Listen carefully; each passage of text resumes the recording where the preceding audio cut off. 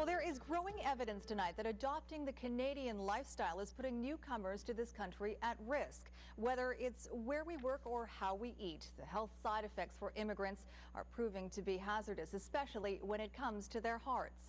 Our health specialist Jennifer Tryon has more on the startling new data. Jennifer.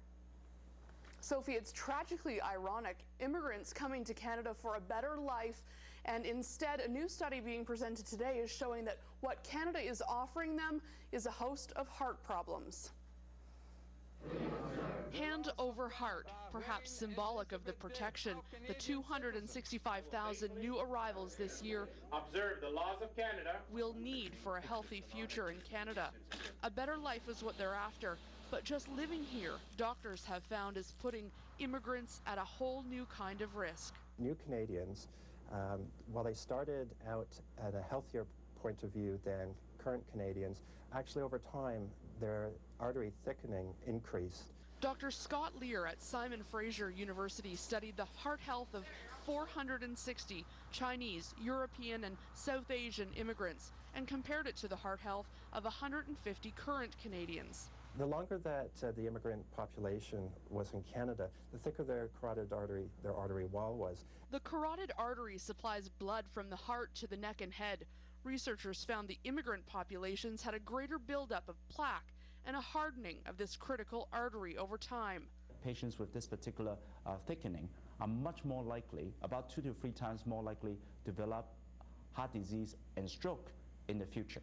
Da Quinn Zhu came to Canada about a decade ago, healthy. I go to see doctor, and then they found that there's an angina in my heart. Doctors speculate it could be the perfect storm of risk factors raining down on him and other immigrant populations.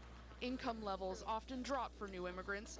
There's the increased stress of moving to a new country, exposure to a fattier Western diet, and language as a barrier to receiving proper health care. New immigrants are at a high risk for atherosclerosis, more so than Canadians, people born in Canada, and they should be targeted. So the Heart and Stroke Foundation is now translating their health messages to Chinese, Hindi, Punjabi, Tamil, Farsi, and more. The hope is to reach immigrants with the warning.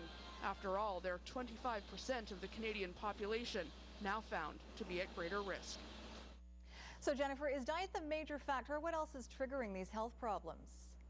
Well, certainly diet is part of it, but current Canadians are exposed to this too without the same result, leading researchers to believe that acute stress may be to blame.